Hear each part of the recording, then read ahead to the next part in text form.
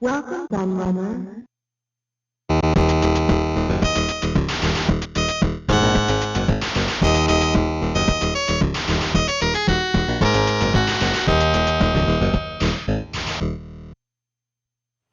Hello everybody, it's Kieran aka the Laird here, and I'm back with a hardware review again for you quite soon after my last one, in fact, because this just arrived in the lair, as you may have seen from one of my recent community tab posts, and that is the brand new Atari Special Edition Super Pocket from Hyper Megatech and Atari, obviously a collaboration between the two companies. Hyper Megatech, of course, are a division of Blaze, who make the Evercade handhelds, and the Super Pocket handhelds are Evercade compatible, so they play regular Evercade cartridges. For those who are unaware, they previously had done a Capcom one and they had done a Taito one, and their next batch was going to be an Atari one and a Technos one. But as well as the regular Atari and Technos handhelds, they also decided to do this special edition Atari one, limited to 2,600 units. Clever. And these have the only difference between these and the regular ones, which are red and black. If you're wondering, I'll put an image of that up in the corner actually, so you can see what the red and black one looks like. But it is pretty much the same. But yeah, the only difference is that this one has the wood grain front on it. The actual internals, that what's included with it is exactly the same, as we'll find out in a moment. But first, I've put it with its siblings, because the siblings' parents, I said on the Facebook post, because I thought it'd be interesting so you could see just how small this thing is compared to the regular Evercade and the Lynx. So we'll have a quick look at that first, just so I can show you while I'm talking about it. So obviously I've got an original Evercade. I haven't got the newer EXP, the better ones. I think it's called the EXP, isn't it? I haven't got one of those. I have been umming and ahhing whether to get one, but I'm because it's more powerful, and I think there's some games that don't play on these old Evercades now.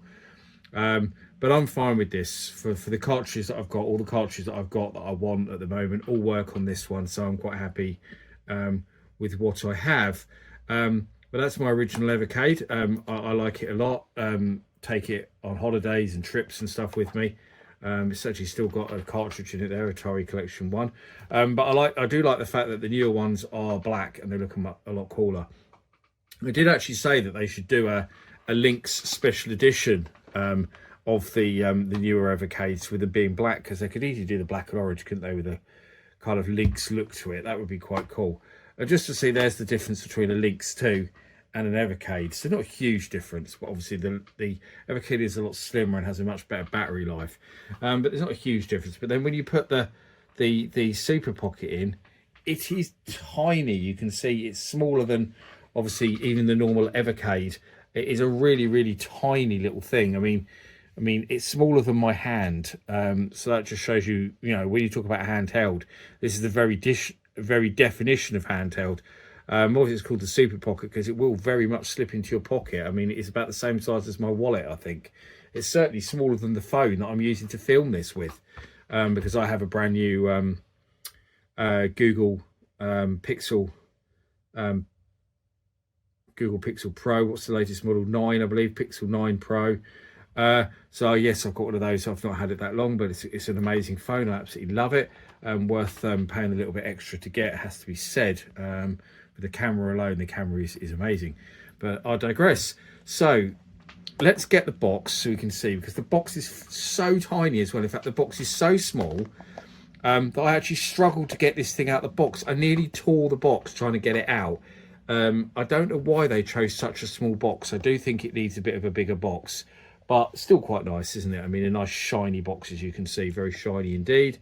But the box isn't particularly exciting. It just says Atari Special Edition Super Pocket. It says limited edition, number 3, limited edition number 3, licensed by Atari. It tells you the games on the back, so we'll have a look at that in a second. That's it really. So Peggy 7, violence, yeah, limited to 2,600 units. If you're wondering what mine is, we will see in a moment. So, arcade games includes Asteroids, Berserk, Canyon Bomber, Crystal Castles, Frenzy, Liberator, Lost Tomb, Millipede, Missile Command, Night Driver, Pong, Skydiver, Super Breakout. 2,600 games, Adventure, Aqua Adventure, Dock, Having, Gravatar, Haunted House, Radar Lock, Save Mary, Solaris, Street Racer, Submarine Commander, Tempest, Video Pinball, Wizard, Yard's Revenge. 5,200 games, Bounty Bob Strikes Back, Countermeasure, Final Legacy, Minor 2049, Azari Arena. 1,700 games, Alien Brigade, Asteroid, Centipede, Dark Chambers, Desert Falcon, Fatal Run, Food Fight, Ninja Golf, Motor Psycho, and Lynx games, Basketball, Checkered Flag, Dirty Larry, Renegade Cop, Kung Fu, Robo Squash, Scrapyard Dog, Super Asteroids and Missile Command, Turbo Sub and Warbirds. Now, what's cool about this is, you might be thinking this is all stuff that's already been on the Evercade anyway. It's not. Because, for example, first of all, there are Lynx games on here that are not on the 2 Atari Lynx collections that have already come out. Those are Warbirds, Turbo Sub, and I think Robo Squash are the 3. Oh no, Kung Fu isn't. I don't think Kung Fu has either. I'm trying to think, and I can't remember if Dirty Larry Renegade Cop has. I don't think that has either. So it's got new games that haven't been on Evercade before, which is good in terms of the Lynx. All the 7,800 ones have. The 2,600 games, I think all but, I think Save Mary possibly hasn't been, but I think all the others have. I think Aqua Adventure might not have been as well, actually. Arcades, there's extra arcade stuff. And one of the main reasons for that is obviously because we've now got the Stern IP, which Atari now so that's why we've got Frenzy and Berserk, which is amazing to have them on this handheld. Absolutely amazing to have Frenzy and Berserk, because I love those games so much. So they're a great addition to this. And then the 5,200, obviously there's never been a 5,200 cartridge for the Evercade before, so these are all new. But I must say, they're not 5,200 games. And I don't know what this obsession is with just always calling Atari 8-bit games 5,200 games. Because number one, right, all these games, well actually no, except Countermeasure, but Bounty Bob Strikes Back and Final Legacy and Minor 2049 are all Atari 5,200, all Atari 8-bit games first, right? Later converted to the Atari 8-bit. Sorry Arena, prototype, was planned for both but never came out on either, so it's a prototype, so that's quite cool having on there. Countermeasure was a 5,200 game, but this uses analog controls and does not have a keypad. The 5,200 used... sorry, not analog, digital. It's a normal 4-way stick. The 5,200 had its weird analog controller with the numerical keypad. Getting the wrong way around there. So this doesn't have those controls. So it doesn't have 5,200 controls. So the Atari 8-bit versions, aren't they? Because they're controlling using a normal standard digital joypad, not an analog stick. So therefore, they're Atari 8-bit games. And I wish they'd stop. They did this with on the Atari 50. Where they referred to Atari 8-bit games as Atari 5,200 games that weren't, like Millipede, for example. That was an Atari 8-bit game. It never came out for the Atari 5,200. It was an Atari 8-bit game. And I don't know why they do this. It seems like they get confused. I mean, essentially they're the same because they're just the same hardware. But I do think it's the right definition to make is they should be calling them Atari 8-bit games, really, because that encapsulates the whole range then as well. But that's the little box. There's not much to it. All that's inside, I don't think there's a lot inside at all, if I can even get the thing open, because it's so difficult to get open, is just the packaging. God, it is so difficult to get open. In fact, I can't even get the stupid thing open, so I'm not gonna pull the thing out. And then it's just this leaflet inside, which just shows obviously some of the cartridges. So they're different ones. So it shows the console cartridges, arcade cartridges, home computer cartridges, kind of new ones. There's the indie game ones now as well. And then quick start guides, which I don't really think you need at all. So kind of pointless, but it's in there anyway, if you want to peruse it, which you probably don't. So let's have a look at the handheld itself. So here we go. Now, I'll tell you what mine is. Mine is number 1028. believe. It's such small writing. Yeah, it is. Such small writing, I have to read it really up close. But yeah, so everyone is officially numbered. I'd love to know if anyone actually got unit 2600 or whether they kept that for themselves. I suspect they probably kept one and kept 2600. But yeah, it's not a particularly interesting number to have had. Would have been nice to have had something like, 1040 or 800 or 400 or something, a number that was Atari related. But no, we've just got this. So we've got our joypad, select and start buttons, 4 buttons there, A, B, X, Y, and that's like a select, and that's a reset button there in the middle. A kind of plastic faux wood grain with an Atari logo at the bottom. Atari and Atari again there. They very much promote it as an Atari handheld. A lot of people moaned when I did so on my channel, but that's how they're promoting it. It is a joint thing between them. And then this, you might think it's got a cartridge in it. It hasn't. It's just like a protector. There's nothing in it. It's just a black plastic protector with a QR code on it, which you can scan to find out where to get more games. And then it's just the normal cartridge slot in there. So that's kind of pointless, really. A little speaker on the side, on each side of there. And then obviously these rather awkward L1, L2, R1, R2 on the back, which thankfully you don't really need for Atari games. That's a volume control there. I do find these back buttons extremely awkward to press and to use. And actually, before I even play, I do want to say that as cool as this looks, it's too small for me. And I don't even have big hands. And I thought it was too small, and I can't see myself using this much. I think I'll probably end up keeping it in the box purely because it's too small and I find it quite awkward to use because of its size. So let's turn it on. The on button is on the bottom along with the headphone port and the USB-C charger port. So here we go, Blaze Entertainment screen. I'm hoping we don't get too much reflection. I think we're going to, though. It's very hard to not get a reflection when it's a sunny day like it is today as well. I shouldn't moan because of we've had such an awful summer in the UK. There's a sensitivity warning. So again, you go through each, it boots straight into the built-in games, which are mentioned on the back of the box. So you can go through them and it tells you which ones they are. And this is another thing I want to point out about the game selection, actually. It's in alphabetical order here rather than in system order.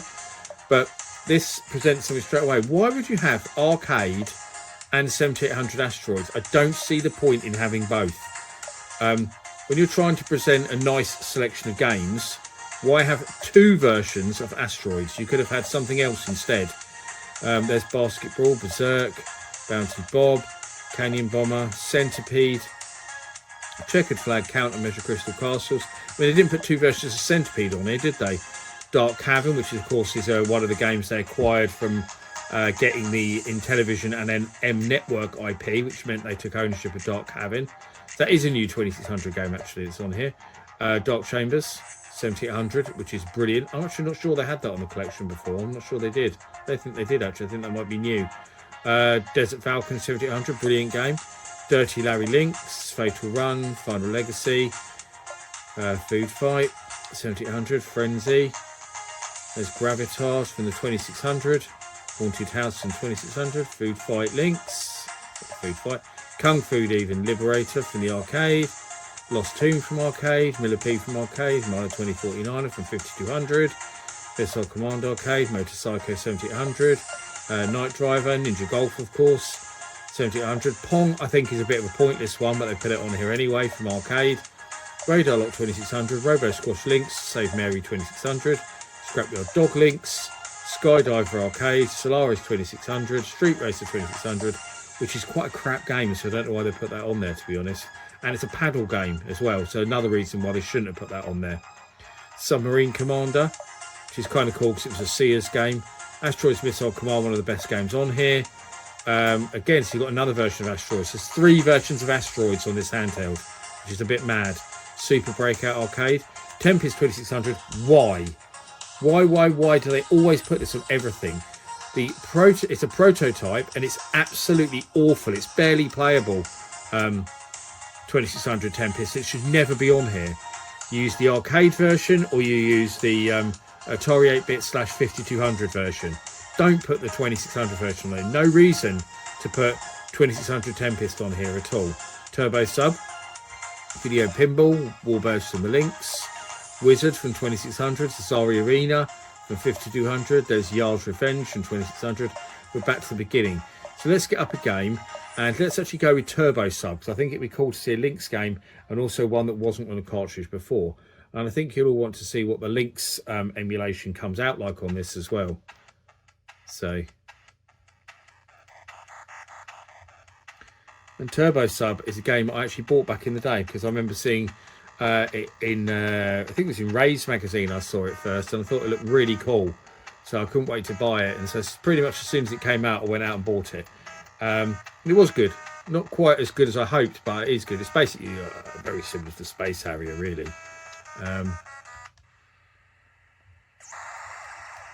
You can go under the water, come out.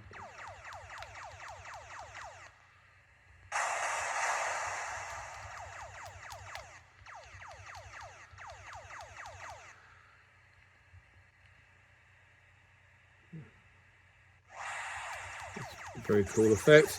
The first bit is actually in the air, so I should concentrate on what I'm doing, really. Hopefully you can see it all right, as I am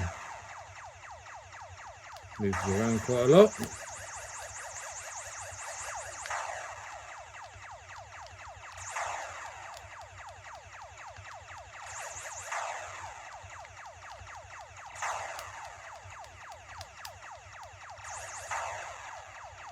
It tells me to dive, so now I do have to go underwater.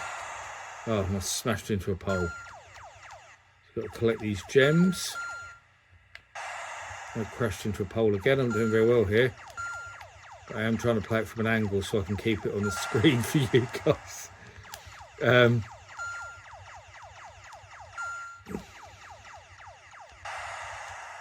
those gems you can spend in shops, you see. Here's some enemies. Some crab type beasts. That one just killed me. But you can probably see the similarities to Space Harrier for those that have never played Turbo Sub before.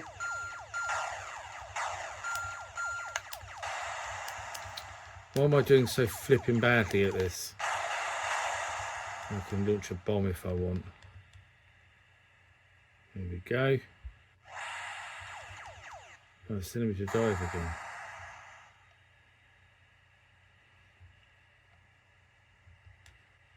And then we go into a base, and that's where you get the shop, if I remember rightly. Yes, there we go. Right, so you can save, load, you can check the controls, you can do the display, the original ratio, pixel perfect, full screen, scan lines, none, subtle or strong. You can reset it. It says the controls, which is actually quite important, especially Lynx games, because you had option 1 and option 2 with the Lynx, which are usually mapped onto these two.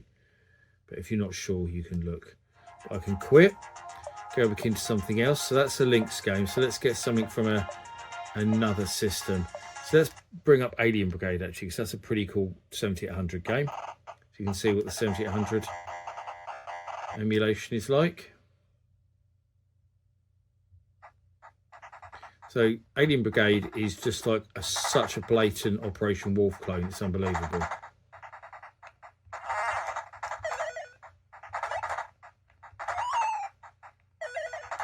Oh, I didn't mean to shoot him. I'm shooting people I'm not supposed to, really.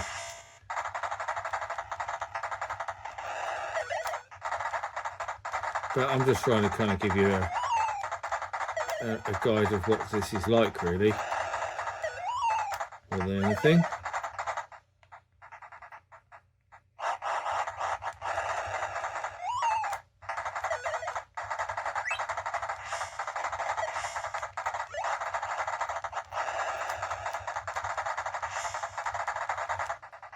Right, so there we go. We'll go out of that now.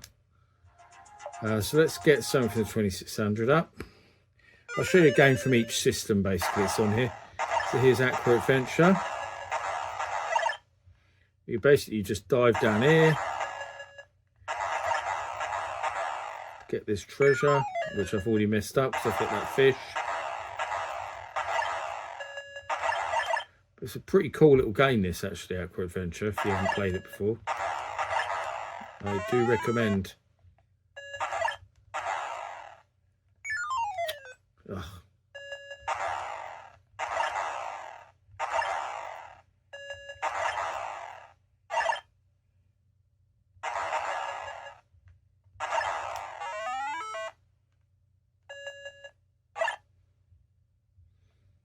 Go back up. And there we go.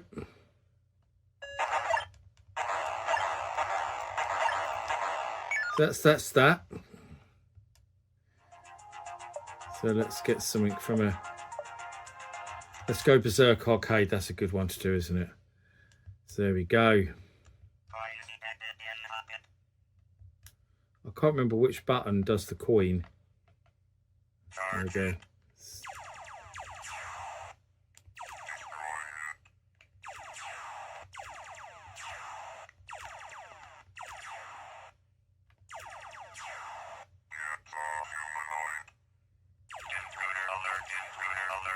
Was it Otto already? Yes, we've got all that amazing speech you associate with Berserk. Great to have Berserk on here.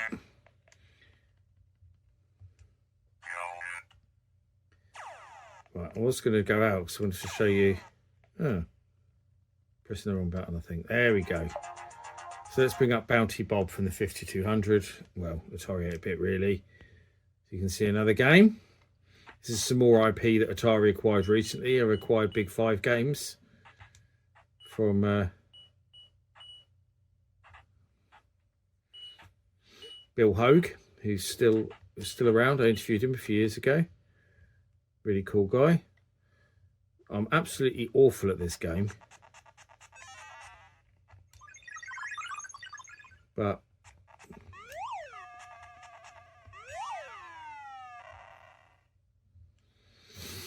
I just want to show you it, really. I can't play platformers, and especially not when I'm desperately trying to look at the screen at a dodgy angle as well. Oh, I forgot we can't walk off the platform. But yeah, there's Bounty Bob Strikes Back. You get the idea, don't you? You get the idea. So we've looked at all the different systems that are covered on here, really. The emulation is pretty much spot on.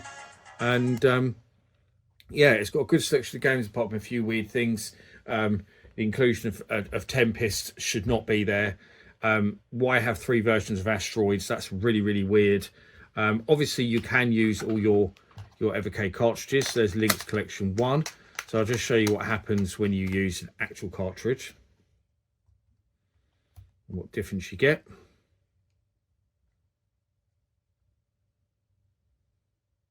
Make it as a complete review as possible. Wait for it to boot up.